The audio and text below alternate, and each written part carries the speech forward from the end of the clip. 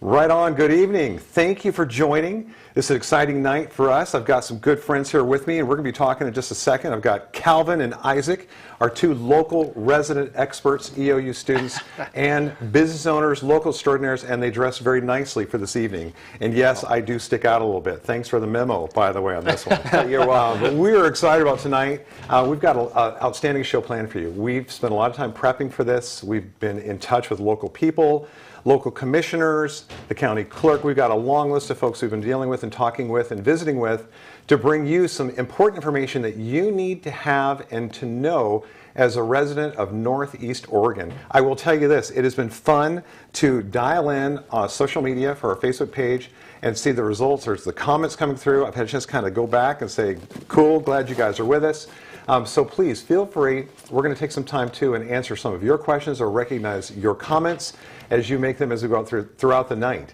Huge night for us tonight. We've been tracking national and regional and local. We have a lot to go over, so I want to take a moment to introduce you. This is Calvin, and of course, this is Isaac. And so these guys are very involved in their local school up there at the college, as well as the community. So we are in for a treat as we listen to their thoughts and their comments around this election cycle. Okay, so first things first, we're going to see Robin Church at 8 o'clock with our local results. We've got Facebook comments. Please jump in there and give those comments. Again, welcome to our 2022 election night coverage. With that said, we've got some exciting things going on nationally. So let's get to those first, then we'll get to the local results. So Calvin, tell us what's going on. If we can hop on the map real quick and pull that up, it's really interesting right now. We're getting live results right now regarding the Senate. If we can pull the map up, awesome. You guys can see there right now the important states that have been called. Florida. Florida has already been called for Marco Rubio. This is normally a swing state, but this year Republicans are performing really well there. Georgia, starting to lean towards Herschel Walker, but it's really close, razor thin. As my poker friends would say, we have to see where the river's going to take us. North Carolina, another swing state, leaning Republican. Not as close, still could flip, but it's going to be an interesting one to watch out for as well. Pennsylvania going the other route right now, leaning towards John Fetterman, the Democratic nominee. Only 37% reporting, so we're going to need to see how that goes and how the rural vote starts coming in, because we might be able to go into it later, but it's mostly urban votes as of this moment. Just to the west of Pennsylvania, there's Ohio with J.D. Vance and Tim Ryan with J.D. Vance having a lead. That's pretty solid right now. Ohio's been a good state for Republicans if you look back at the 2016 and 2020 elections. And then we also have the states of Wisconsin, where the Democratic nominee, Mandela Barnes, is leading by a slight margin. And then here, where Michael Frank is leading Chuck Grassley, who has been an incumbent senator for years. I believe his age is approaching the 80s. Really, a guy who's been in the institution for a long time. It's really interesting to see that. What do you guys think about some of these races right now as we're seeing them develop? You know, I'm curious too, as far as the percentage of votes in versus those still out. What makes me nervous as a voter when I start seeing these national, regional maps and I realize, okay, yes, I'm feeling good about my candidate or you're feeling good about your candidate, but in truth, we're not sure of the percentage of the return yet. So talk about that a little bit. Do we know, does it say here what the percentage of return is? Yeah, so in Georgia, we have 67 people reporting who signed up to vote. That's 67%. 67, oh, that's good. Okay, that's excellent. really high, right? Yeah, for already in the night. And don't forget to it, they've been counting ballots for a while. It is 3 hours ahead there, so it's currently 10 o'clock there. It's pretty late. Pennsylvania, that's the other side of the story, way smaller, 37%. The interesting fact about them, they're actually not allowed to start counting ballots until 8 p.m. 5 p.m. Eastern. Sorry, 8 p.m. Western, where we are at the Pacific. Yeah, it's really interesting to see. I mean, we have Ohio at 60%. Missouri, which is tilting Republican, 20%. Really low, but that's also because they're farther west, farther back in time. But yeah. Okay. Isaac, do you want to talk about the really interesting race in New Hampshire right now? Yeah, New Hampshire, it's a big state. You know, it's right now they've already gone pretty far Republican when it comes to their governor, but they're kind of the voters really choose who they're going to vote for based off of who the person is, which in a way is kind of admirable for that state.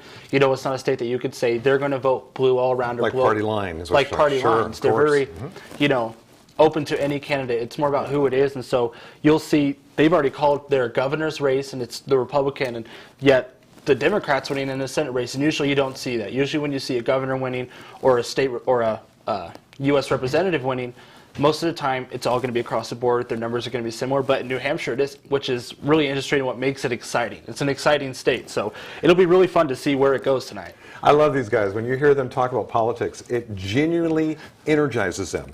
In fact, in our planning meeting, it was, anyway, I will not get into that. Okay, let's do this. Take a second.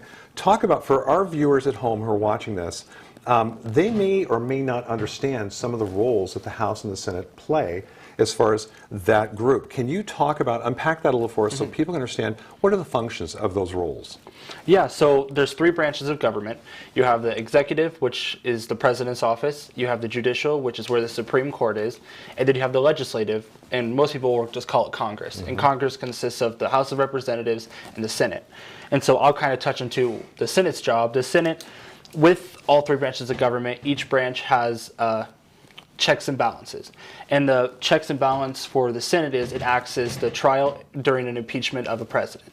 And they also approve any appointments the president sends for judicial The nominees. Sure. nominees. Yes, my bad. Sorry. Supreme Court, And, sure. Yeah, and so what makes it a big deal now is Democrats want to hold that position because there's tons of federal judge seats open right now. And if they can hold on to that, that means they can put in judges that they want to see in these positions. Now, Republicans really want to get it as well because in that way, any nominations that Joe Biden sends down to the Senate, they can stop. And they can wait to hopefully maybe in the 2024 election, get a Republican in there. But really what it is, it's that checks and balances when it comes to the Senate. I don't know if you want to talk a little bit about the House, Calvin. Yeah, but before I get to the House, real quick, going off what you were talking about, something very interesting. If the Senate goes to the conservatives, to the Republicans, Mitch McConnell's going to become Speaker of the Senate again, or the Senate Majority Leader, my bad.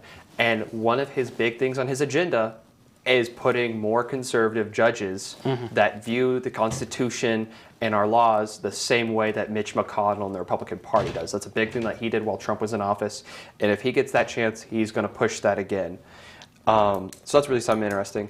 The House, on the other hand, doesn't have as much to do with judiciary stuff as much as just crafting legislation and bringing what their constituents want to the table. A lot of people could refer to the House as a big brawl. It's like crazy. There's so many people in there because there's 438, if I'm remembering off the top of my head correctly. Do you guys know if that's That sounds right. No, yeah, that's 438. And so they create legislation, or 35, 38? 435. 35. Oh, DC. That's why I'm thinking of that wrong. DC threw people off. So it's a big brawl. Hot soup gets made in there. The Senate, however, is known as kind of the spoon where you grab the legislation, you look at it and blow it off, and it cools down, and it becomes a more temperate bill. Something that will actually pass or the president will actually pass. And so that's kind of the roles, that little analogy is the roles of what the House and the Senate do.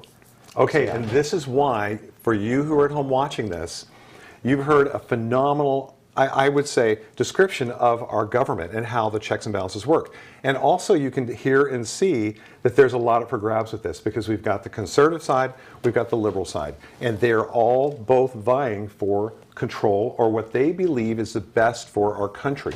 So you can see why it is contested and very hot right now. Any comments on what you see as far as these party lines and how you're feeling about that? Isaac?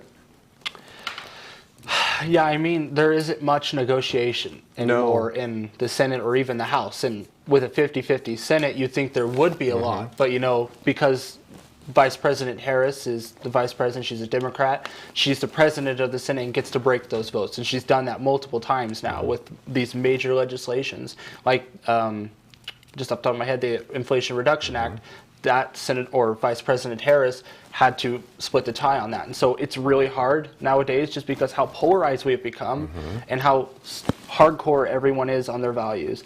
And so, I mean, with checks and balances, it helps bipartisanship to an extent, but when one party has a majority of the control, you start to get a lot of partisan stuff going through there. And so, I don't know, it's you're kind of split on, do you want another party in there, or do you want the party you, like if you're a Democrat, you want the Democrats in there, so they push the policies you're really into. Like codifying Roe v. Wade is a huge one they want to do, and a bunch of other, protect the vote. I believe that was another one they tried to push through as well, and they're trying to get rid of the filibuster. The filibuster is in the Senate. A lot of people might not know that, but for certain policies to pass in the Senate, there has to be 60 votes in favor. And so getting rid of the filibuster will help more partisanship when one party has full control of the government. Okay, there you go. What are your thoughts, my friend? When we think about bipartisanship, I don't know about you, but we're not seeing so much of that. No. Okay, what are your thoughts? Yeah, it's really interesting to see that, and especially in the Senate, like Isaac was talking about. We've had a 50-50 split for the last 2 years. Policy's been really strict And the reason why stuff has been passed is because Kamala Harris has been giving the Democrats that extra vote they need to push it to 51-50. So that's how they get the majority. It's really interesting to see that. And that's why tonight's election is so important, so we can see if that's going to happen again, or if we have two houses that are controlled by the Republicans, the House of Representatives and then the Senate. If that happens tonight, which it is projected probability-wise that it might happen, it's a really good chance, then we'll see how President Biden and his administration reacts to that and how they try to push policy forward from there. And well said, too. And that is something we will all be looking for. How will this current administration react to the results from tonight? Now, for you at home, we want to make this very clear, and we're going to do our best. We are neutral tonight. We have decided that we are not going to push our agenda, our person. We are human beings. We have our thoughts, our desires, our dreams of what we see our country looking like. We're going to deliver to you simply the results. The commentary you hear it will be somewhat generic, and it's designed to be more educational than it is to be directional, meaning we're not trying to influence you as a viewer or a voter.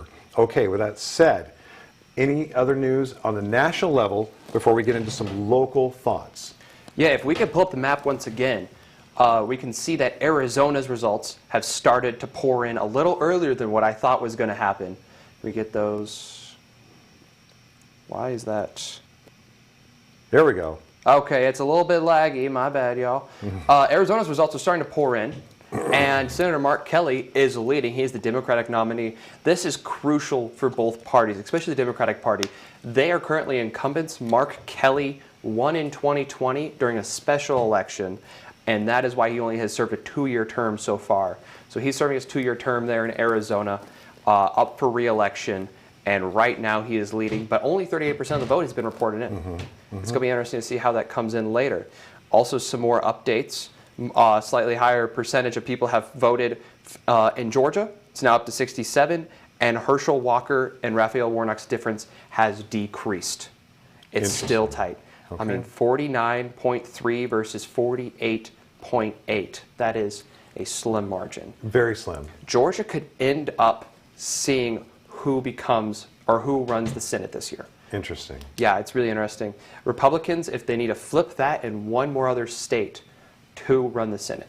That's what they need. Okay, there you Democrats go. only need to flip one. Well, and as a strategist, I know from the Democratic side and the Republican side, they're all watching this very closely because, to your point, this is vital when it comes to control of the Senate and the House. Okay, so on the national level, anything else you want to go over before we talk about local? If anything, I'd say we could talk about the governor results real quick. Let's do. That's a good idea. Because I know there's a lot of races out there that, in fact, our Oregon race, we're dying to know where that's going. It's going to be crazy. See at 8 o'clock, so make sure to be tuning in here so we can read the Union County results off live. But really big one. Ron DeSantis wins in Florida. A big hero in the Republican Party wins that. And could that possibly lead to him running for the president in 2024? Does that pave the way for him? I'm interested to see what you guys think on that as well. Georgia, Brian Kemp is leading by a healthy margin with 68% of the vote happening. That's interesting because that does mean that people are splitting their votes between Brian Kemp and Raphael Warnock. Oh, yeah, you're right. So people are voting Republican for the governor and Democrat for the Senate, which is very interesting to see that. South Carolina, Alabama, a lot of these southern states have been called. Ohio has been called by a healthy margin as well. Pennsylvania, Josh Shapiro is doing better than John Fetterman, which is another thing. People are splitting their vote in Pennsylvania, and they're voting Democratic for their governor and Republican for their senator position. It's interesting to see that. In New England, very interestingly, Chris Sununu and Phil Scott, 2 Republicans have won in 2 New England states. You don't see that every year, but Chris Sununu, I know, has been a popular incumbent for a while. Another big race to watch this year is Texas. We have Greg Abbott versus Beto O'Rourke. Beto O'Rourke ran for president in 2020, lost in the primary to Joe Biden. Very interesting to see how he's doing. Greg Abbott's performing well with 56% of the vote coming in. So yeah. Okay. Anything else you guys interested on this one? This is good. So what we'll do is we will come back here in a few minutes to revisit the governor's race because we're all keeping a close eye. I know from a national level, we've seen some of these races much more public, where the candidates are vocal and very vocal about it. So we'll come back to that. Anything, Isaac, you want to add before we move on? I think Calvin hit it on the head with that. Okay, perfect. So before we move on to our local dialogue. We're going to take a quick break. Don't forget, we will be meeting with Robin Church, our county clerk, at the clerk's office to give us the Union County results around 8 o'clock. Also, remember, social media, Facebook. We are looking forward to your comments and your questions, and we will be talking about those as they come in. Okay, with that said, stay tuned. Come on back. We'll have much more to come.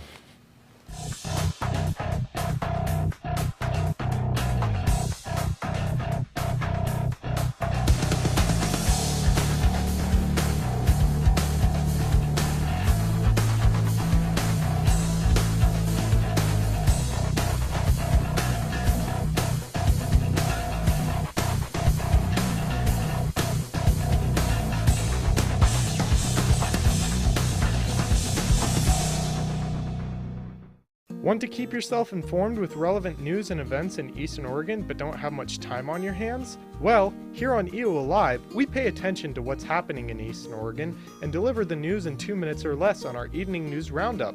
You can expect to get your news delivered right to your Facebook and Instagram feed every Monday, Wednesday, and Friday at 6 p.m. We'll keep you in tune with Eastern Oregon, and you can count on that. EOA Live, your connection to Eastern Oregon, now on Roku.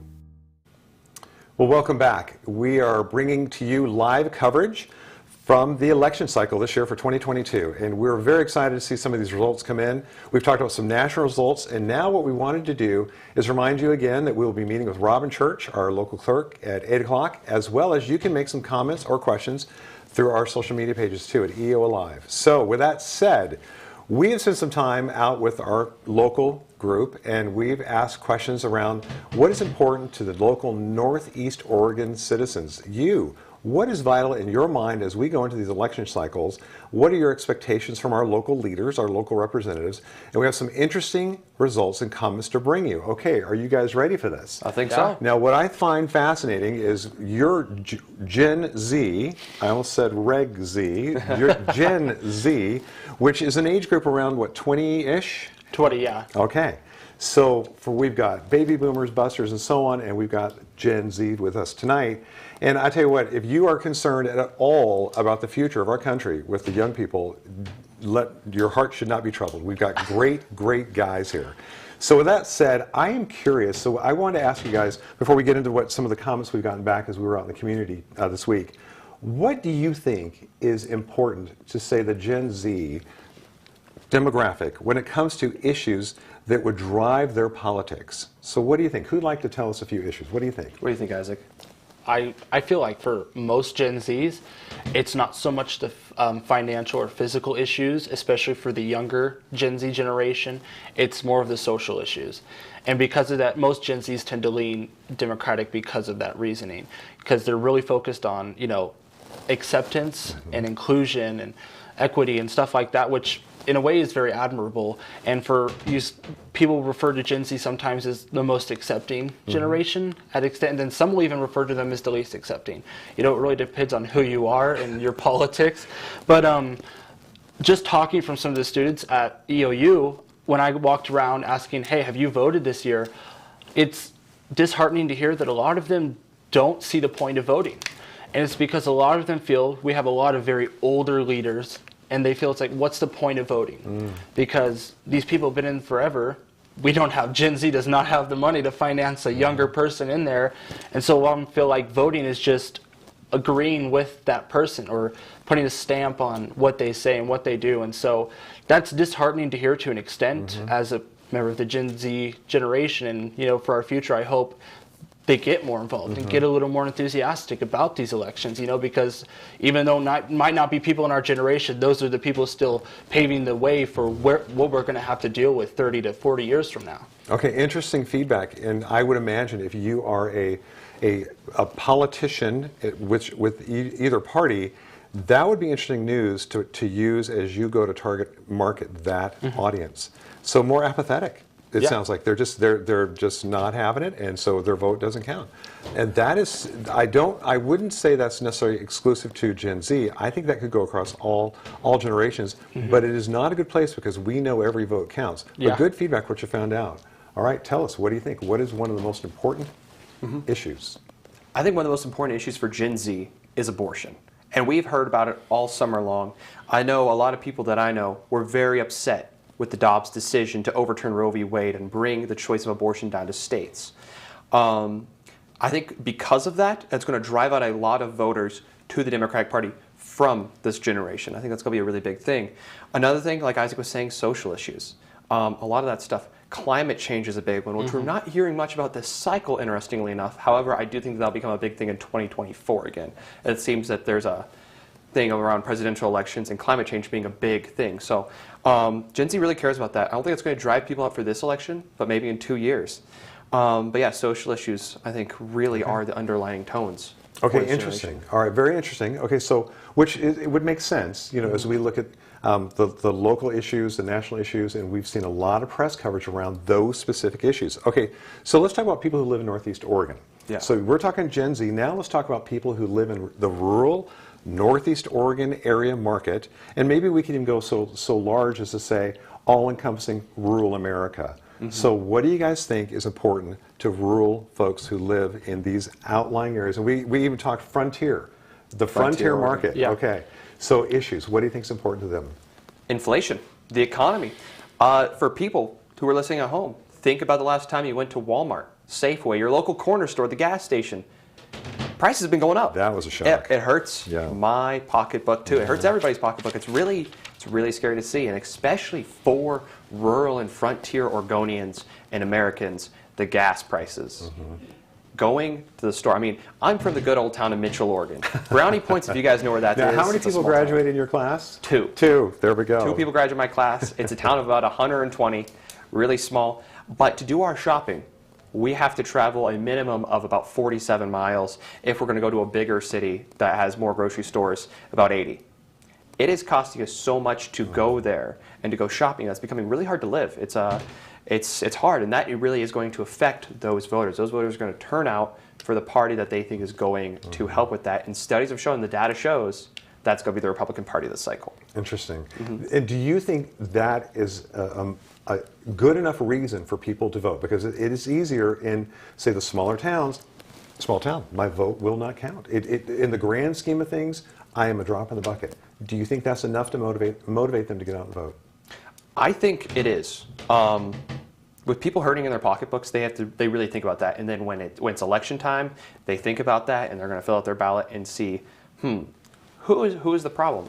And often it's the incumbent party, and right now that's the Democrats. They have the presidency, the Senate, and the House, and it's going to be really easy to point to them and say they're the problem. I'm not sure if we can say that they are, and I don't think that's exactly fair to say. However, that's how a lot of people are going to perceive that and choose to punish them for that. Okay, and perception is important. Perception is important. Yeah. All right, Isaac, so talk about that. What do you see as the key issues for these frontier folks like us? Yeah, no, and I just talking for being in the ag community for as long as I have, fertilizer prices are skyrocketing. I mean, it's a struggle to afford this.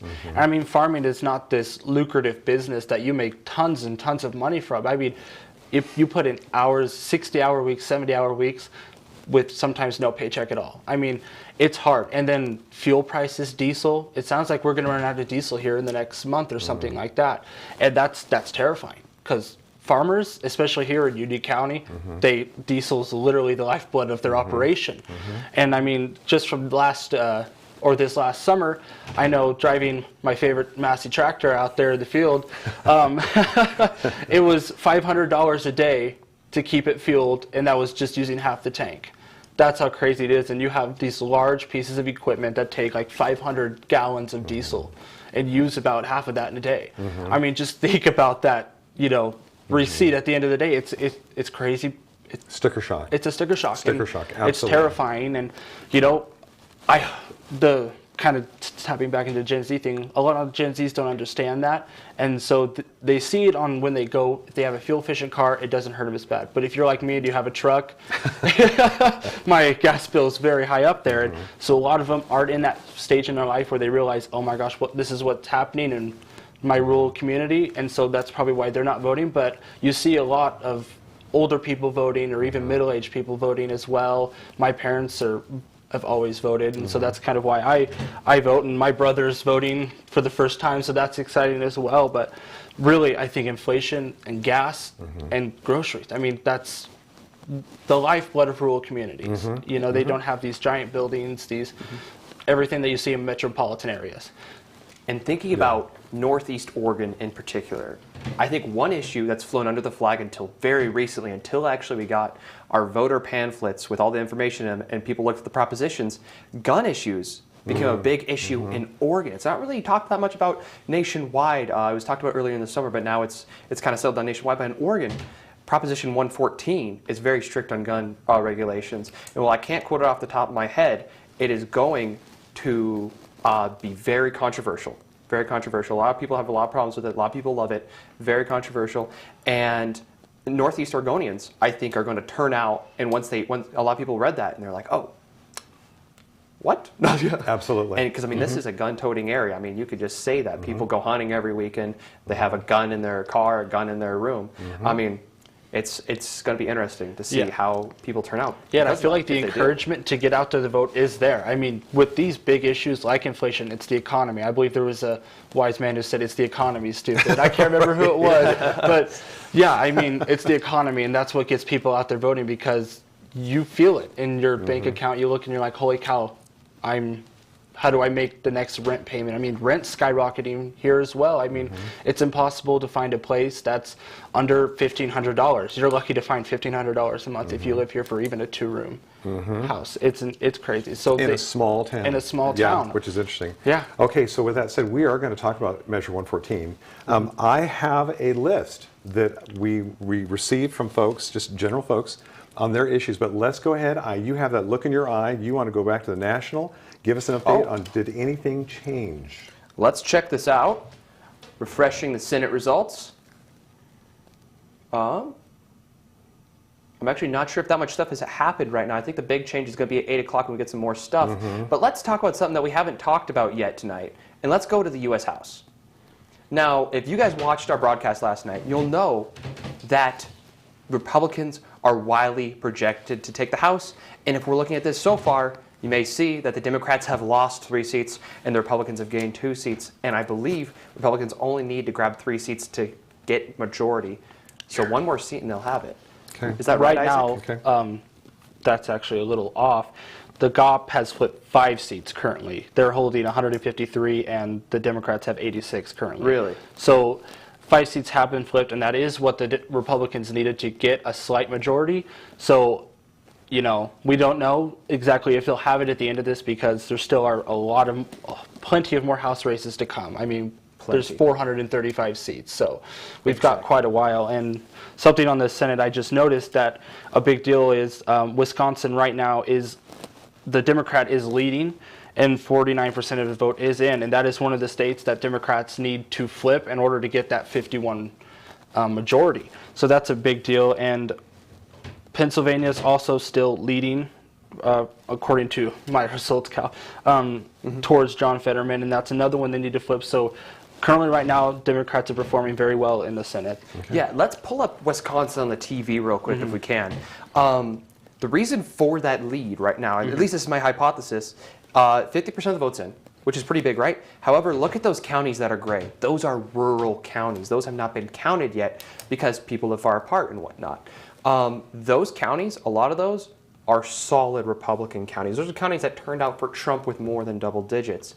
And so that might be what the Republicans need to swing it. Yeah.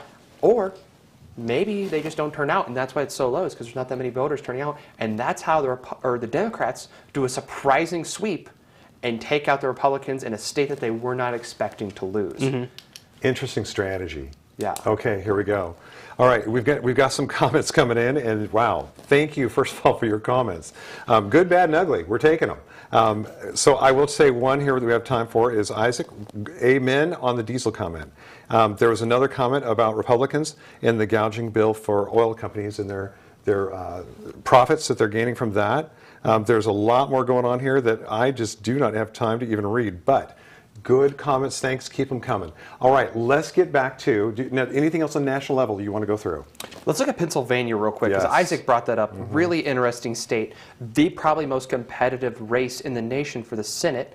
John Fetterman and Dr. Oz, these TV personalities. Why is that, do you think, that this is so contested? It is back and forth. You see national media, wherever you're getting your national media, it's heated. Why is that? What is it about Pennsylvania? I think there's a couple reasons for that. The first one, it's just the climate of the state. It's very diverse between white working class voters, urban cities that are pretty big, and it's a big state population-wise. Donald Trump won it in 2016 with a really big upset, and then Joe Biden won it in 2020. Now, if we look to it now, it's interesting because a lot of people would say that it should have been a Republican sweep. If we were 8 months ago, the projection was that Pennsylvania was going to go deep red this year. However, that was with a different candidate. There was supposed to be an incumbent running. He dropped out. Then there was a heated primary where Dr. Oz won just barely. And people are saying that Dr. Oz was not the strongest candidate for them to have. So we never know how it could have changed.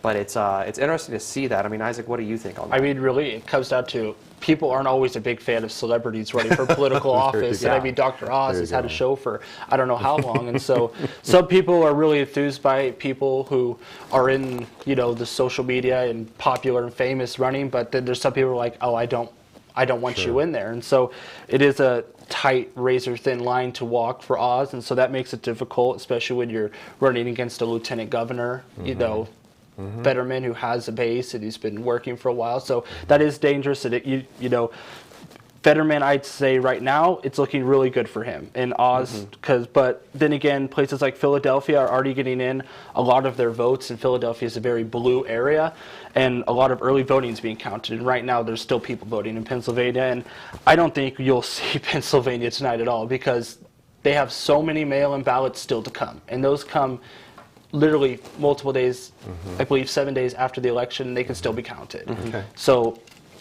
really, we'll see. So the jury is out on that one. I mean, you're not prepared to call this something. Oh, I would not even come close to calling it. Yeah. Not even going to touch it. Fetterman does lead by 4 points. However, like my poker friends say, let's see where the river takes us. Yeah. Oh my God. It's going to be really interesting. All right, so a question, especially about Pennsylvania. Influences that the media can have on the average voter. Strong, mild, not at all. Do you think the average voter is wise, smart, intelligent, whatever phrase you want to put in there, enough to see through all the rhetoric to pick the best candidate? What do you think? I think that's interesting this cycle because it's very partisan, first of all. And second of all, there was a debate recently, which I don't think the debate had that big of an impact, but you know what did? Clips from that debate. John Fetterman was leading in the polls really well before the debate. The debate happens, and it was a very poor performance for him.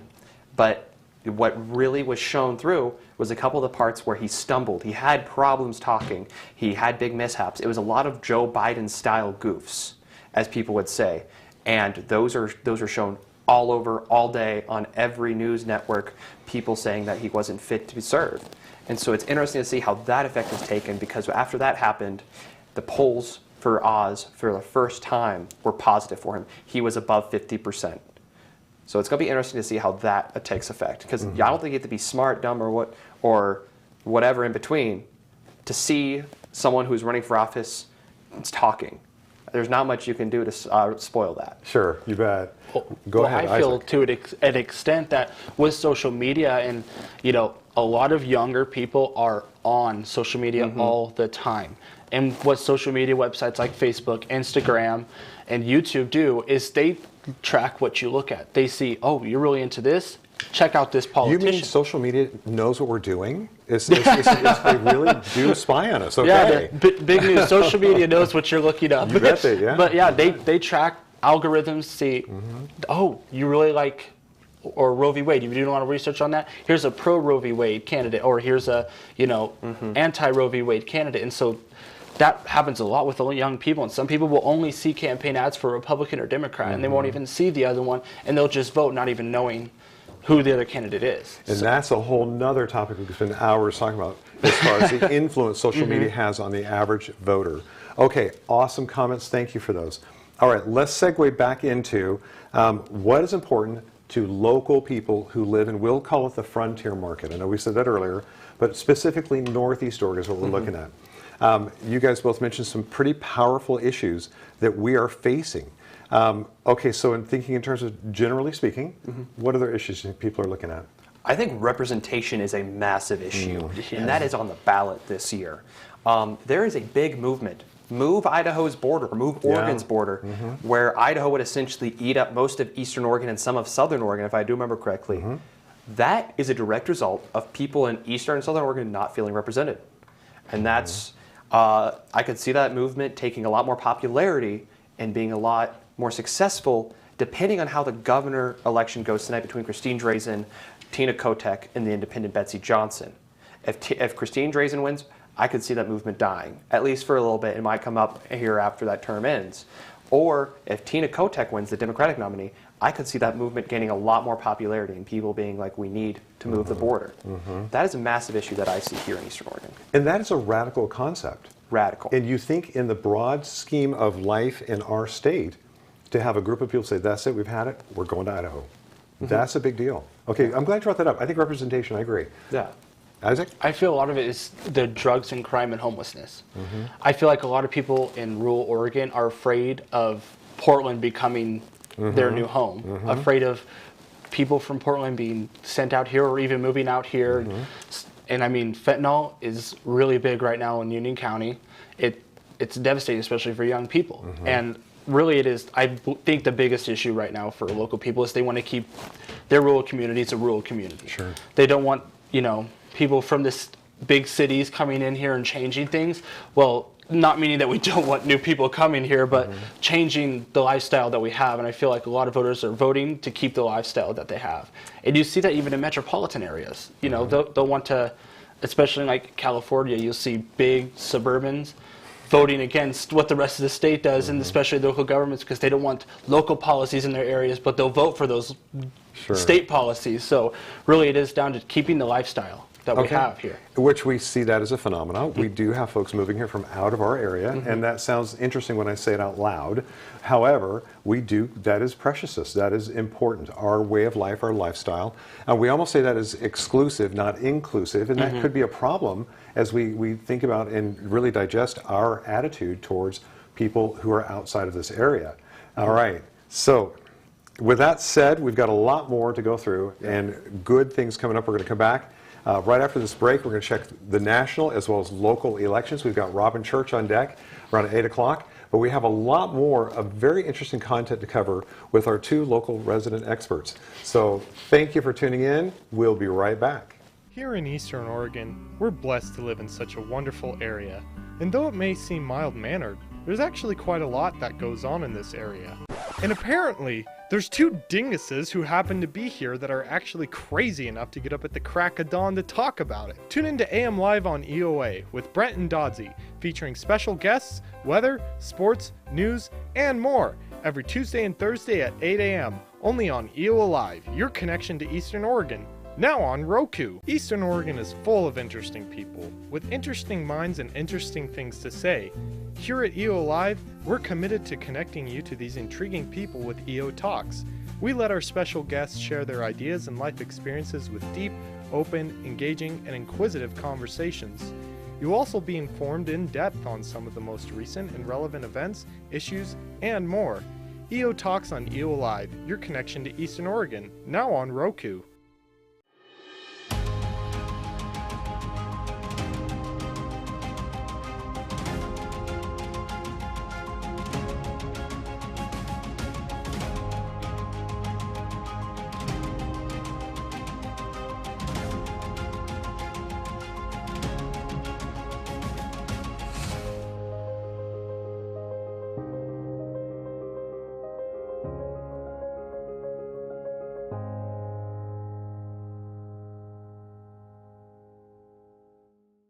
All right, we're back.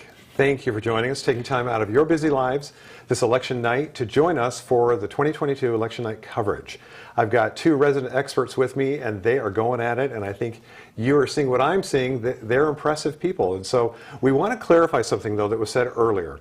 And so give us some clarification on John Fetterman during the debate, what happened, so our viewers can understand.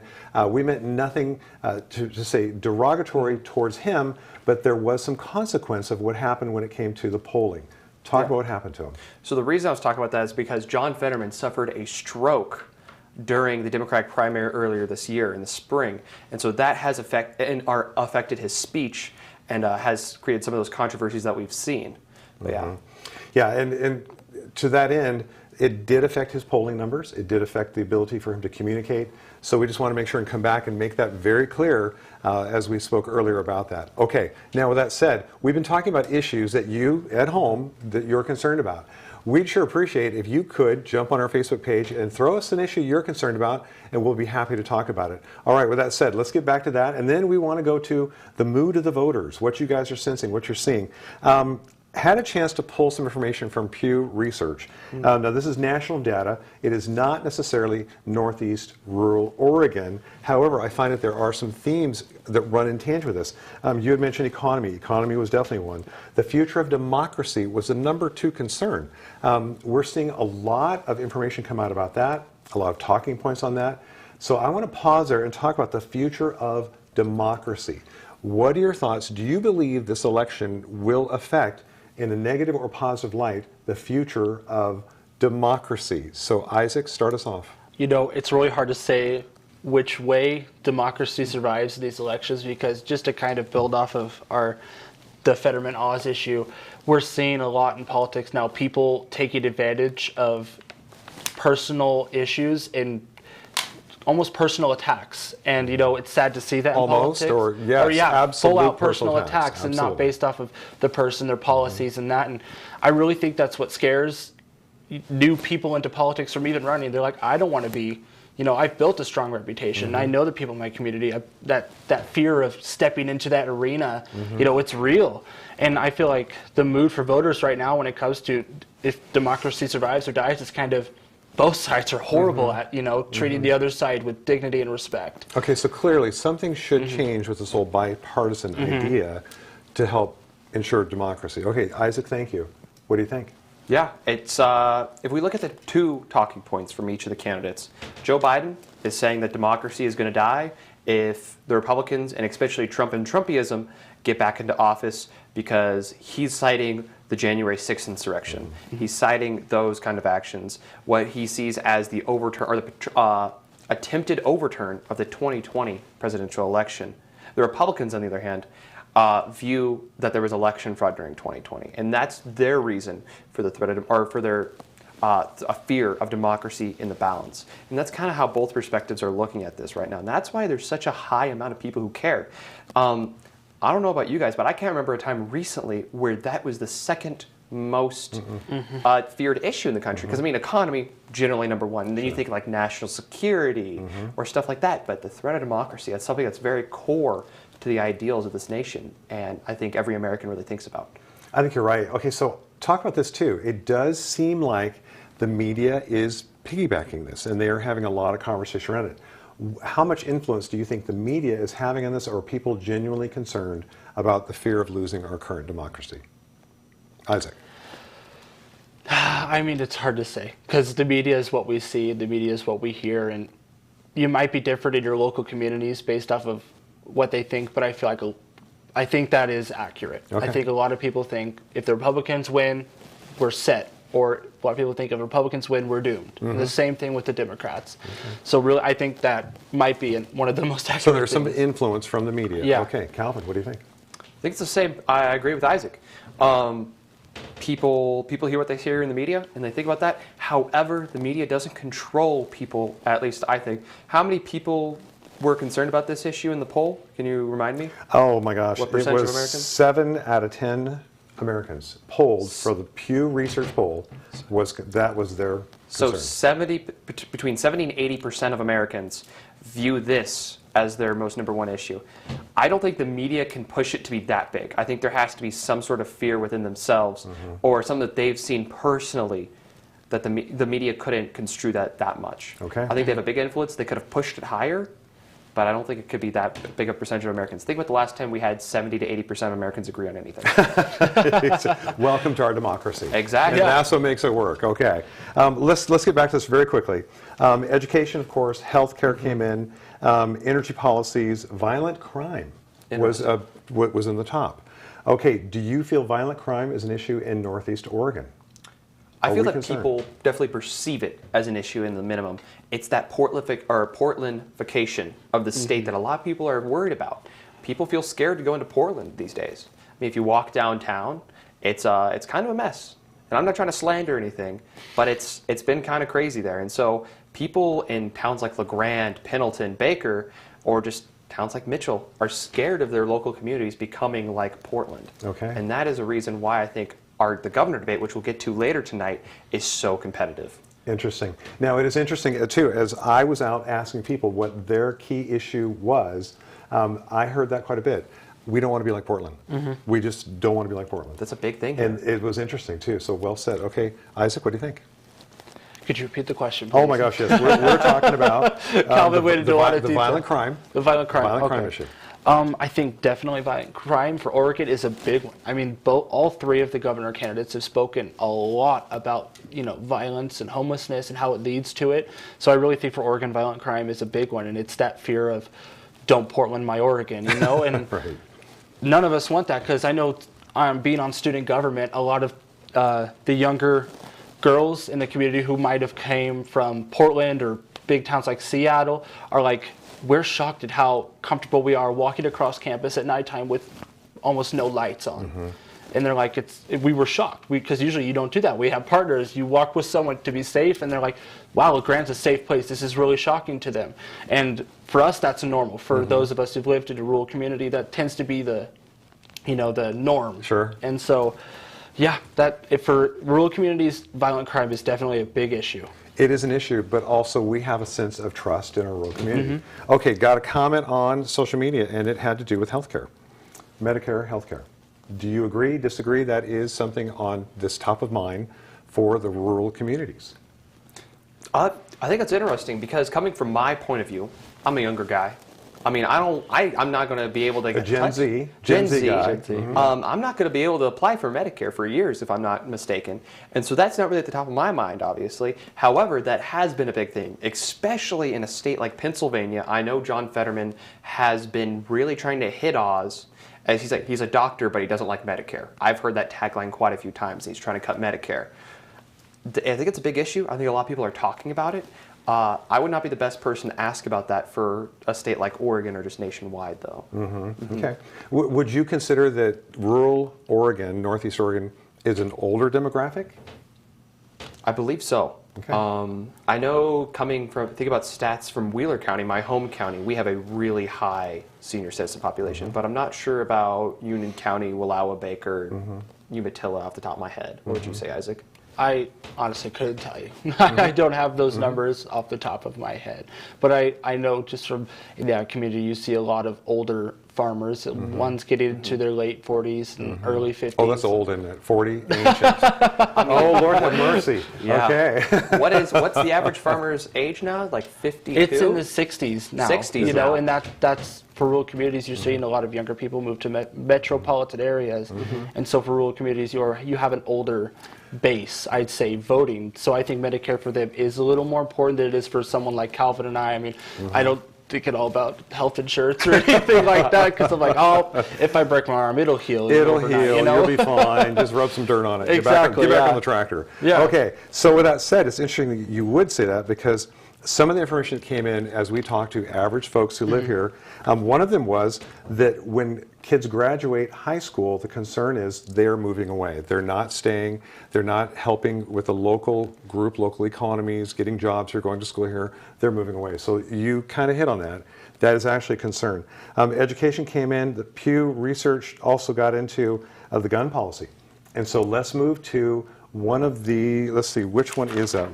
Measure 114? Yep, 114. Okay, so 114 is on the ballot. Now, you who are at home watching this, if you've had a chance to look at your voter registration ballot, the guide, excuse me, you will notice there is a gun initiative on the ballot, Measure 114. So let's unpack that a little bit, because that actually did come up as one of the issues. It is a top issue for Northeast Oregonians, as I spoke with them, but also on a national level. All right. Do you want to talk about your feelings on that one? It's interesting. I mean, it's a very strict law. It's coming right out of the California playbook, as maybe people might perceive that to be. While I'm forgetting some of the factors off the top of my head, do you have them in your notes? It had to do with the size of clips. The size of magazines, like classes, it was mandatory anything over 10. classes. Yeah. In other words, you had to prove your ability to handle the firearm, shoot the firearm, execute with that, and also the size of magazine Yeah. would be limited to 10, I think. Yeah, don't I do don't hold remember me that. to it.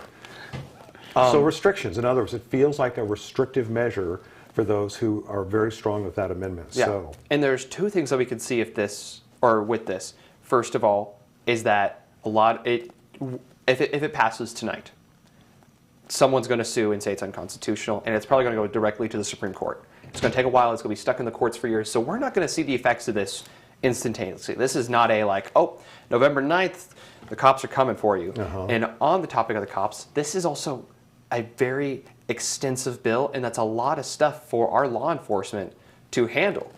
I mean, the cost, the time dedicated. well, the personnel, and I believe our personnel. sheriff made a comment about how many deputies it would take to enforce this measure.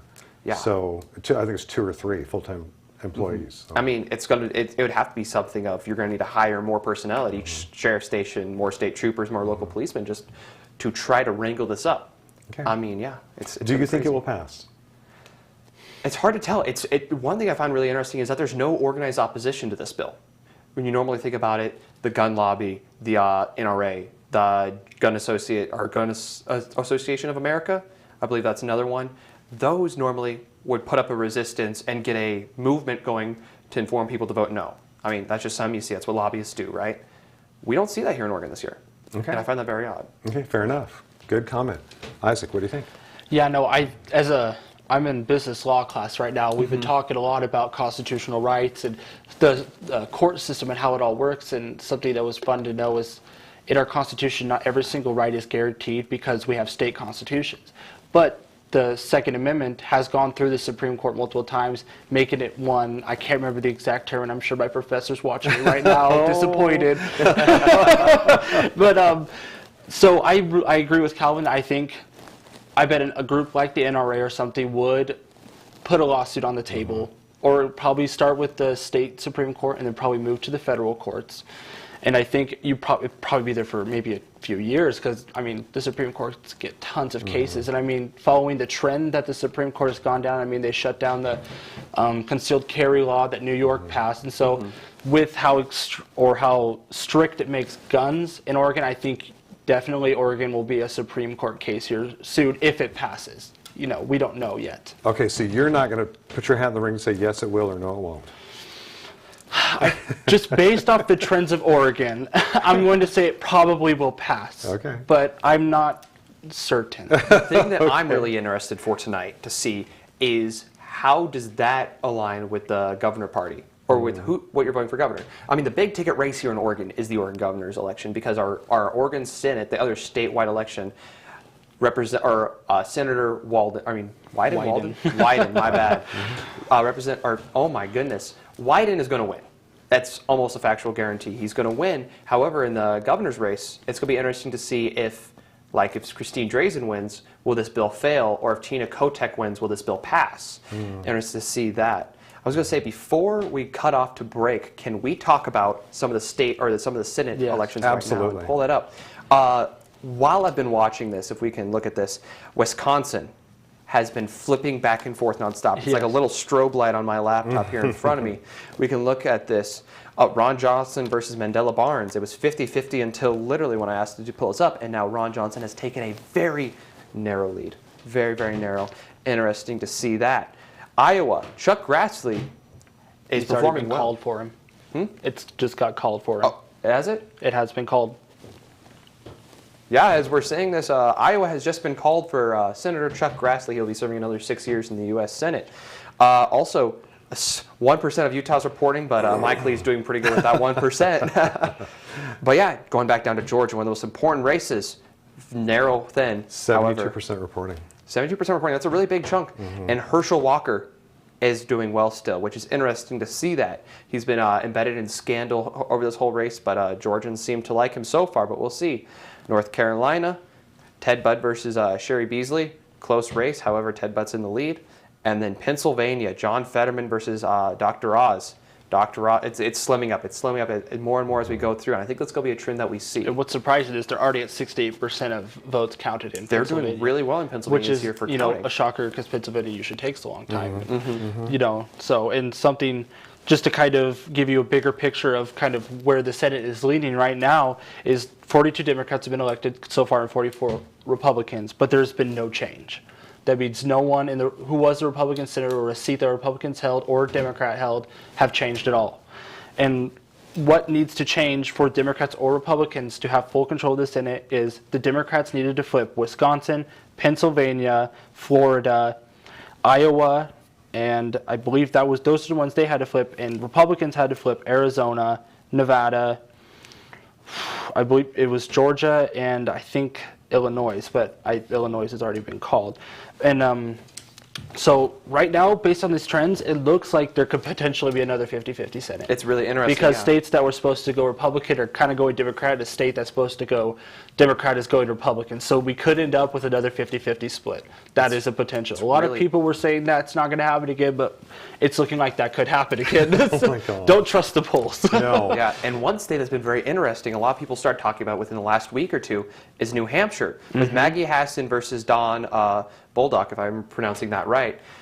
It was supposed to be tight, but it's not really seeming that way right now. It's been called for Maggie. Has it been held? It has. I'm not getting that on mine. I don't know. Anyways, interesting to see that, but it was supposed to be a tight race. So far, the Democrats are overperforming, and it's interesting that if it's been called for the Senate, like you're saying, then the state voted for the Senate for a Democrat and voted a Republican for the governorship. So another split ticket state. Very interesting. And then last state we're going to talk about real quick is Ohio. J.D. Vance versus Tim Ryan.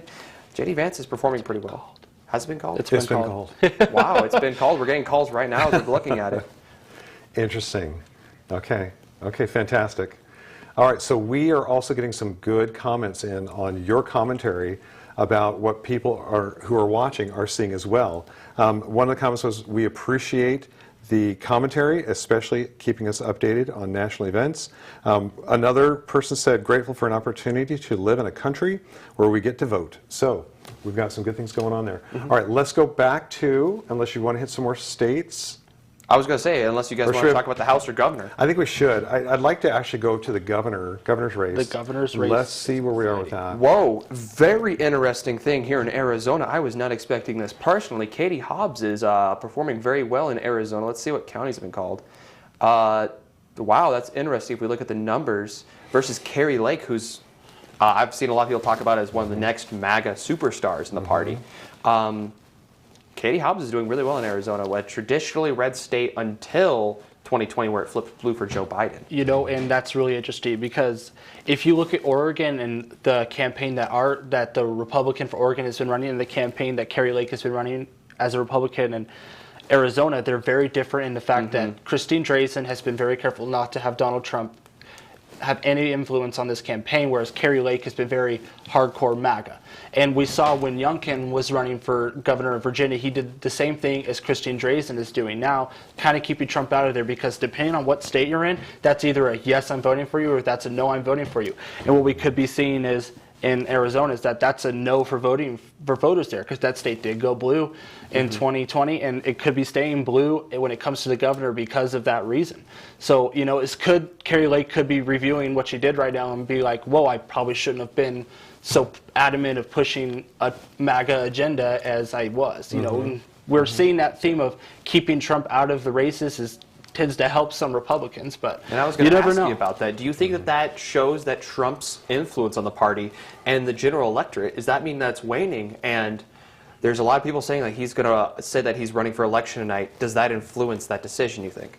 I feel like it does to an extent, but doesn't to an extent, because if you look at Wyoming when Liz Cheney ran against Harriet Hageman had the Trump endorsement, and she won in a landslide. And there was a lot of Trump-endorsed candidates that are winning in a landslide. And so, I don't know. It's state to state. I don't know what's going to happen in 2024. I'm excited for when it happens. I hope to be standing here with you guys that night. But yeah, I think for Arizona, that could have been a mistake Carrie Lake made. But at the same time, we don't have all of the votes in yet. So who knows? It could end up really helping her because she's been a strong candidate. She's been campaigning hard, and something that her opponent has been attacked on is the fact that she didn't want to debate Kari Lake, and that's been a really big deal, especially for Arizona voters, because a lot of voters like, if you can't debate, then why are you running? But it's been working for Hobbs for a while now. She won her primary without a debate. She could win Arizona without a debate. We don't know.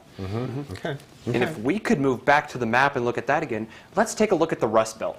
New York, Pennsylvania, Michigan, Wisconsin, and Minnesota. Look at that blue belt. What used to be a traditional blue area, however, Trump flipped in 2016, and it flipped back for Biden in 2020. Look at all that light blue. Very competitive race in Pennsylvania. Josh Shapiro is absolutely beating Doug Mastriano. That's a pretty big number difference. Another one, Gretchen Whitmer, a governor who made headlines in 2020 due to the pandemic, doing really well there as well.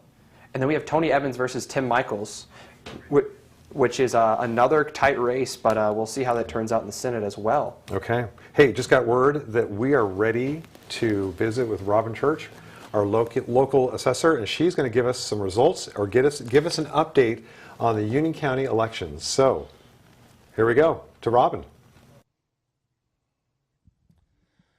Good evening. This is Dodsey, and I am at the Union County Clerk's office, and I am joined by the lovely Robin Church, the Union County Clerk. This is the last time we get to do this together. It is the last time. I'm going to let her explain what's going on with the votes right now, so I'll hand the mic over to her. And Good evening, everyone. We've had an issue in our office. It is now fixed, and we are just starting to run process ballots. So we're going to be running a little late tonight, but we will be updating our website all night, and we will have numbers to give to these guys as soon as we can. Thanks for the understanding. okay, now, Robin, you wait right here. Bennett, go get it. Go get it, Benny. Hang on a second. We have something for you. You better not make me cry. We have something for you. We have something for your dedication to Union County and for all of your help with us. We got you a little gift. I'll just let Bennett put it there for you. Thank you so much. There you go. Beautiful. And then we got you a little card from us at the family at EOA Live. Let's move this out of the way. We can put this in front of me. Yeah. Oh, thank you, everyone. You're just wonderful. I appreciate it. I've loved my job all these years. How many years? I've been in the clerk's office since 1991. 1991. Robin Church. This is her last election. When are you retiring? At the first of the year, I'll be done. We appreciate you. Thank you. I love you guys too. You've been great to work with. I love Union County.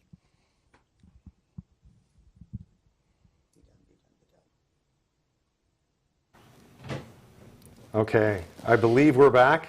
Robin, we sure appreciate you. You have faithfully served Union County for many years. Congratulations on your retirement, and it's just been a pleasure to know that you've been at the helm up there at the assessor's office, so we wish you the best. So, okay, we are going to take a little bit of a break. We're going to come back. We're going to talk about the Union County votes, what's going on with that, and as well as talk about election integrity and more around what is important to local folk like you and I. All right, come on back. We'll be back in a minute.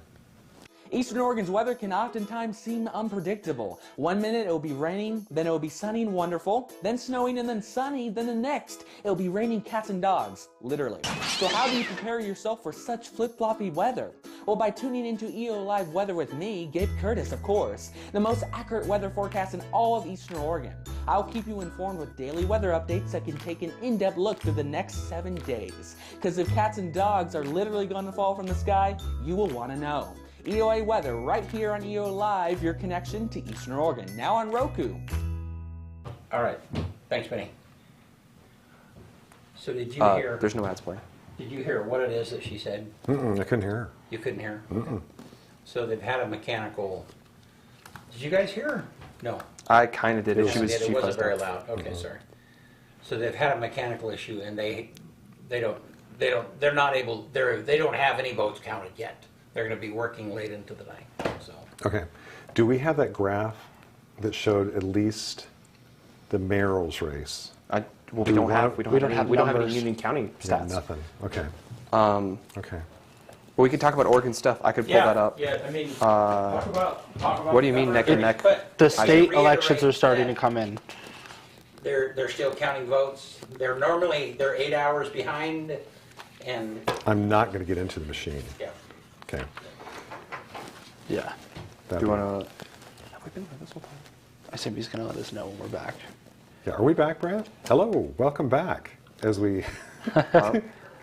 Wonderful. Oh, okay. cool. So we're going back and forth. We've had an issue with the county clerk's ability to count the votes tonight, and we're debating. I don't necessarily want to go into too much depth with this, but it does lead into our next topic that we were going to talk about.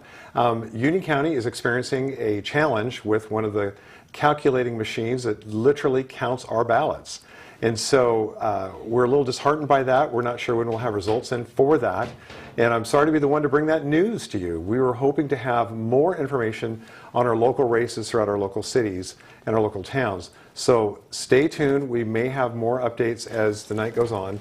But let's go ahead. And did you want to talk about the U.S. Senate? You've got that dialed up. Do you want to bring that up? Do you want to talk Yeah, about it? let's talk about Oregon. Let's talk about Oregon. Let's do that. That's where we are. Let's talk about Yes, Oregon. good. If we could pull up the TV real quick.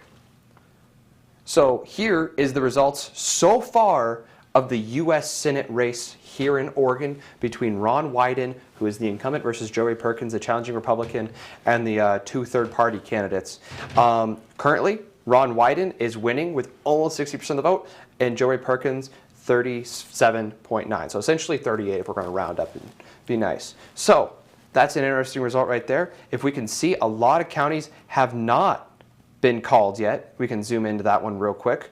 I mean, we're seeing Union, Umatilla, Baker, and a lot of other really red counties. Crook County, they haven't counted their ballots yet, haven't put them in. Those are reliably red counties that will put some votes in for that election. However, if we look to the Valley too, some other ones that haven't been called, the county Eugene's in, Lane County, Lynn County, Marion, and Clackamas.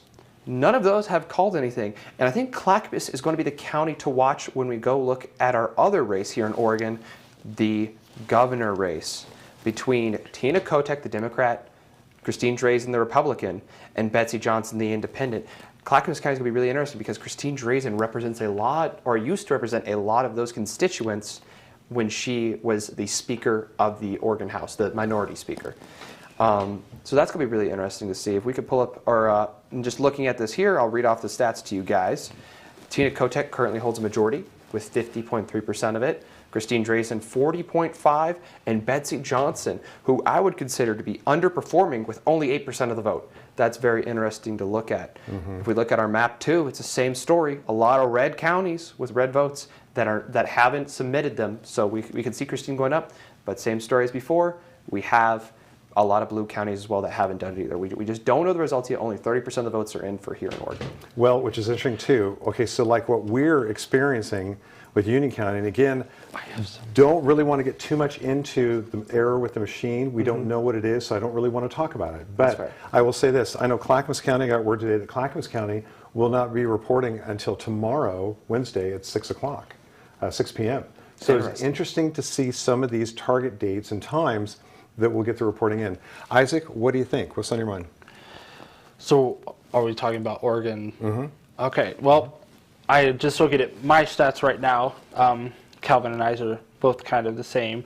It is a very close race according to just the Wall Street Journal right now. It has Christine Drazen at 45.3 and Tina Kotek at 45.1 and Betsy Johnson at 8.8. And I kind of agree with Calvin that Betsy Johnson is underperforming. I mean, it's a big shocker because she had lots of funding, you know, everything that a candidate needs, and she was kind of a sore on the Democrat side and the Republican side because Betsy Johnson was a Democrat for, I believe, 27 years in the state Senate, and people were like, Christine and Republicans were excited for her to be running, mainly because that meant she's going to pull voters away from the Democrat Party. But at the same time, we see Betsy Johnson pulling voters away from the Republican Party as well, because a lot of her talking points are near that. So that's exciting to see. And, you know, I'm just too scared to go one way or another because according to this, only 22% of the votes have been counted. Yes, yes. A very low number, actually. Very low. Very low. Okay, so we're going to come back in just a few minutes with more live talk and commentary and numbers as we see the results coming in or not coming in. But come on back. We'll be back in just a second.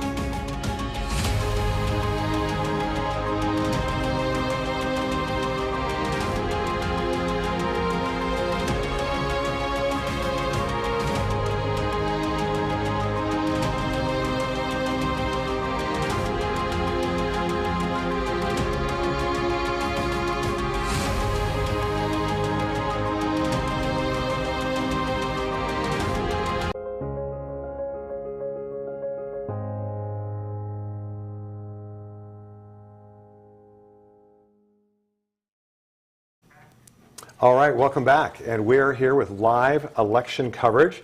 And as any live show would say, you never know what's going to happen sometimes. All right, we're going to be talking, having more commentary about some of the issues that you're concerned about, the issues that are vital for Northeast Oregon, as well as bringing some live election results as they unfold. Okay, so we need to talk about what's happening in Union County. We had Robin on a few minutes ago, our county clerk. She had mentioned that there was an issue with one of the counting machines. It is not being used. They're bringing in another machine. So the integrity of our vote for Union County is intact.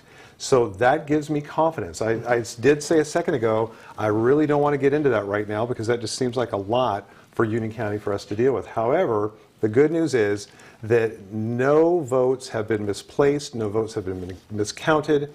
The machine that was in error was not used. She's bringing in a new one, and they do have a backup. So we can be assured of the integrity for the Union County election, which makes me want to get into this next point.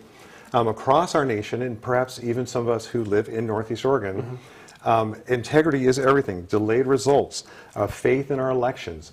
I'd like to talk about that, and what are you sensing throughout the community at EOU, with students or your peers or people you run into?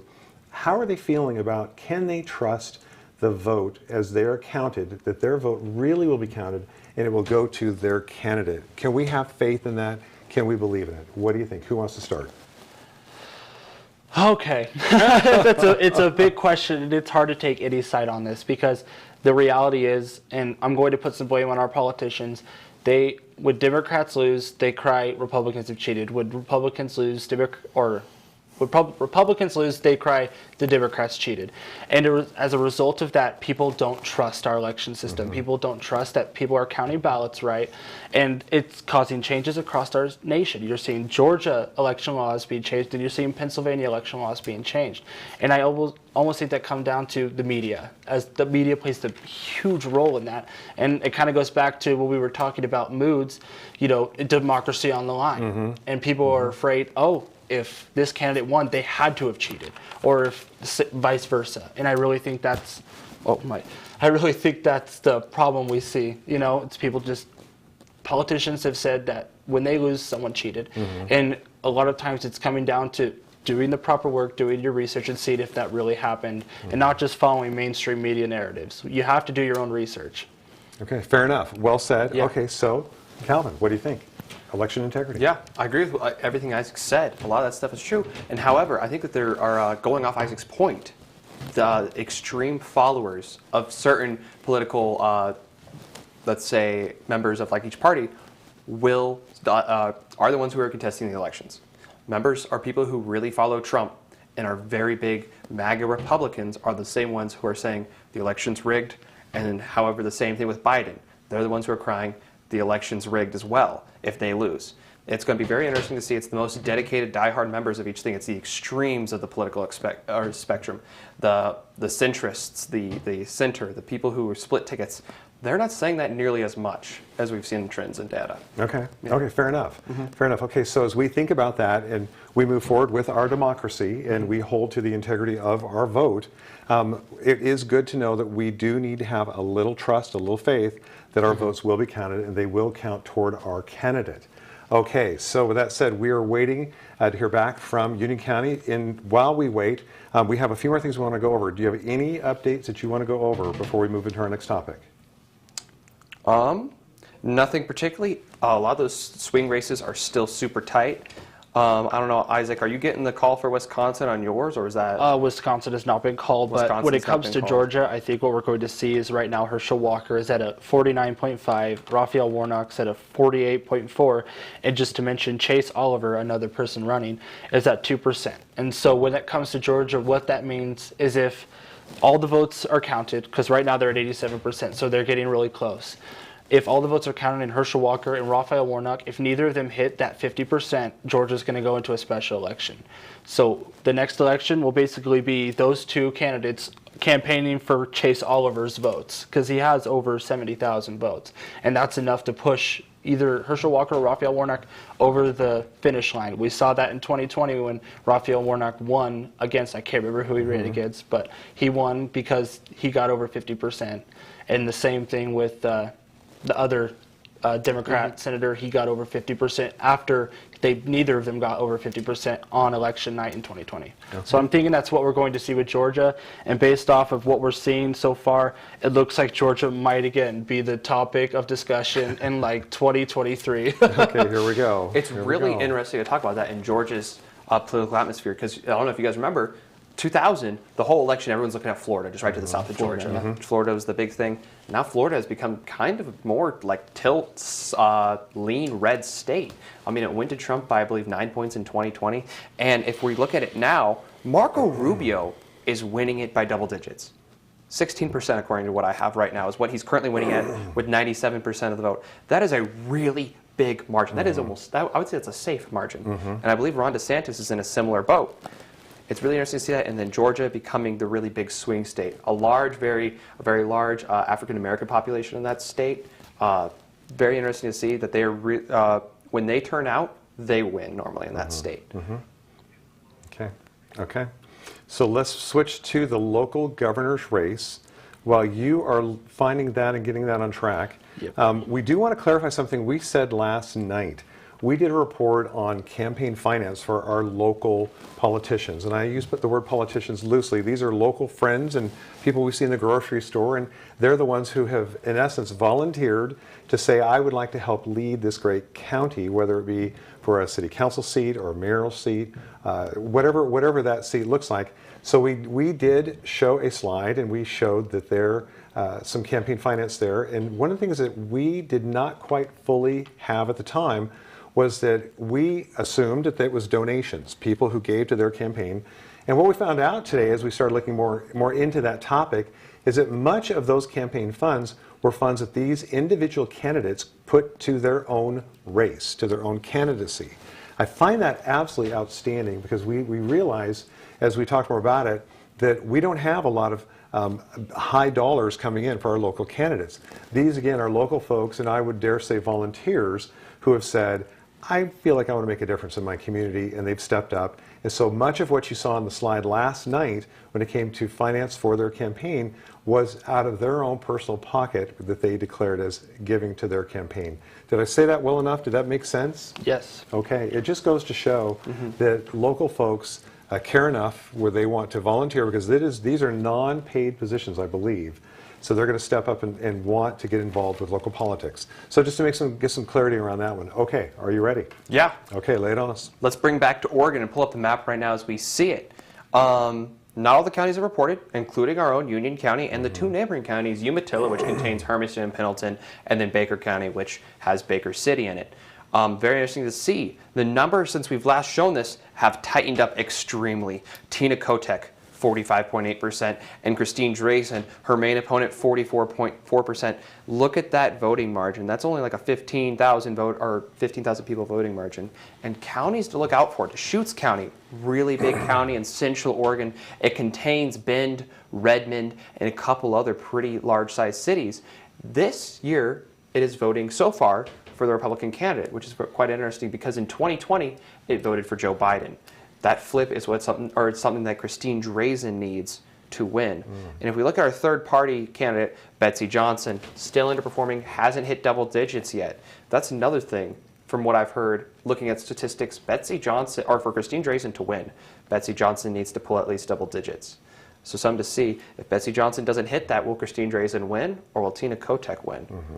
Okay, so jury is still out. We're waiting for those results. Okay, while we are waiting, let's move on to our next topic. Again, how this impacts our local community is very, very important. So let's talk about the mood of the local voters. In your opinion, as you've been around, and you guys are around town, and you have jobs, you go to school, you're in the supermarkets, and on it goes, what is your impression as far as the mood around local voters? Isaac, what do you think? I think a lot of people are just frustrated. You know, things were really good, you know, for a while, and then they became really bad. You know, and a lot of people will push blame towards one person or the other. And I think voters just probably want to see some change in direction, or even some might even want to see a continuation. Some might think inflation's going to go down, we just need to let it go by, and some think, no, it'll go down if we do X, Y, and Z. So I really think it depends on the voter, what kind of environment you're in, you know, and so I feel like a lot of people are going to turn out for this election just because of how much social media has pumped it up and encouraged people to get out there and vote. And so I personally think the mood towards voting is very positive. Okay, so people are frustrated in a sense, and that will motivate them to get out and vote. Okay, so that's your opinion. Thank you. Okay, Calvin. Like Isaac said, what I've been saying all night, it's about representation. A lot of people here in Eastern Oregon do not feel represented by our state government and currently our federal government. I mean, Eastern Oregon generally votes way above a majority for the conservative or for Republican causes and conservative stuff, and it's interesting to see that these people do not feel represented, and that's just like our move or Idaho's border to encompass areas like this. It's really just about that and stopping Portlandification of the rest of the state, and people are really scared of that, and that will drive them to vote. It's that fear factor. Okay, perfect. So again, we go back to where we are, the identity of Northeast Oregon, and the way of life that people cherish here is vital, and that is enough to get them to vote based on what you said. Okay, we've got lots more to cover, and we are excited to be with you tonight. Thank you for taking time to join us out of your busy lives. Again, we've got more updates coming, so be sure and stay tuned. We're going to take a quick break, but we'll be right back.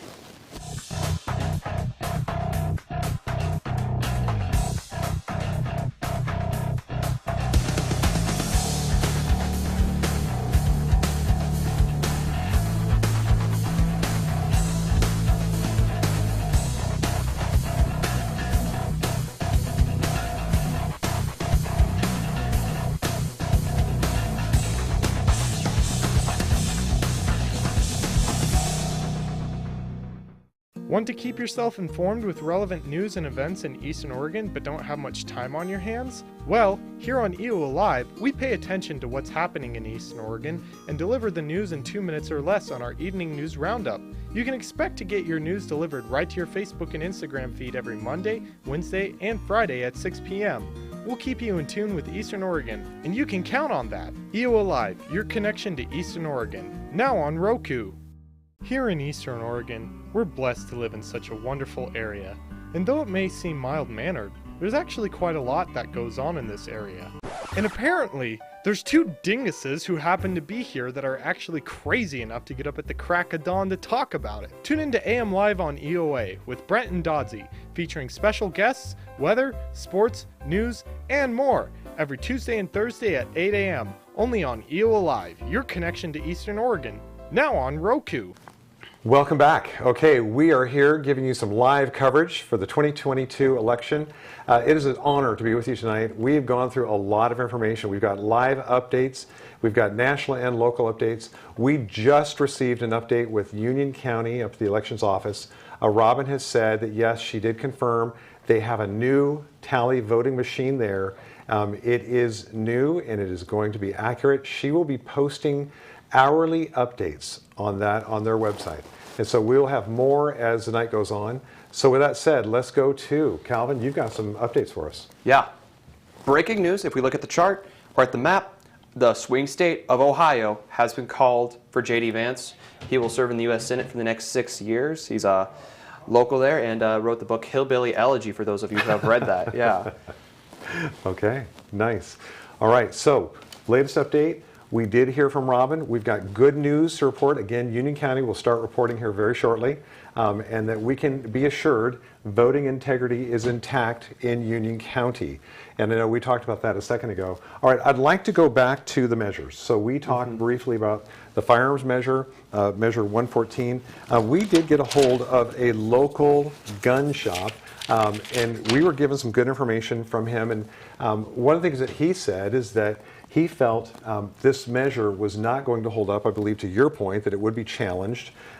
He felt that people did not need to run in, although he's a gun shop, he'd love to sell you more magazines, but he felt that it was more or less a moot point, which I thought was interesting.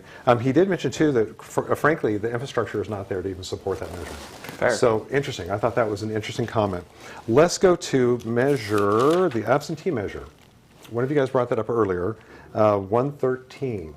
So it required legislators to attend a certain amount of time, and forgive me, do you have your brain wrapped around that one? I believe it was 10 if they missed more than 10 sessions, they were not allowed. 10 unexcused unexcused, you're right, sessions, the that's key what it word. was. Okay. They weren't allowed to run for re-election.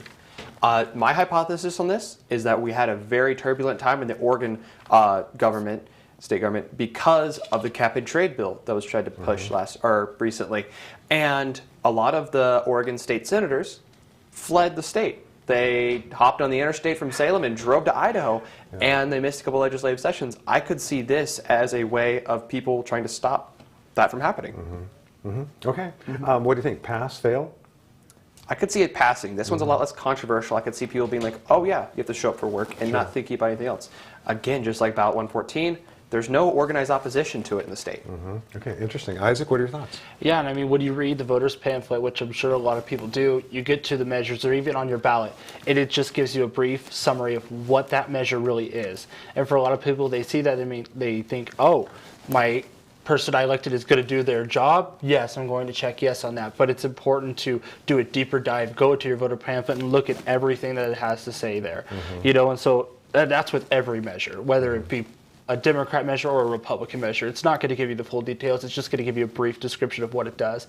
And I feel like that tends to lead people in the direction they want you to vote instead of, you know, making the decision that you view to be right. So. Okay, sure. It's in essence, where they ask the question in such a way where if you say yes, it means no, and vice versa. It can be a little confusing. Okay, interesting commentary on those two measures. All right, I'd like to go to, we're going to come back to the issues that are important to Northeast Oregonians, but now I have something maybe a little more lighthearted. I don't know if it's lighthearted or not. Maybe it is and it's not. When it comes to these elections, Las Vegas has put a price on betting when it comes to how the outcome of these elections. And so my question to you is, as we think about that and legal, if you will, betting on elections, and that just sounds odd to me, but what are your thoughts when you hear that? Is it going to influence an election? Is it just a moot point? It's just gambling and that's it. What do you think? I think that it's a lot of speculation on elections is intertwined. There's polling, gambling, and a lot of these things. The betting odds are super influential, I think, on how people perceive the election, which can, how those people perceive, get them to go out and vote or vote for a certain party. I think one of the reasons that Christine Drazen is doing so well in Oregon, which we'll bring up again later, is because people believe that she can win this year. That's been all over the news. Even the opposition says that she can win. which is an interesting tactic to drive out votes. So I think that that is one thing that will affect the election. Okay, or play the odds, if you will. Play the odds, yeah. Okay, thank you. Isaac, what do you think? I mean, my first thought isn't that people are, rigging this based off of bets in Vegas. That's not immediately where I go. But I mean, when you're in Vegas, I mean, what else are you going to do? I bet on everything.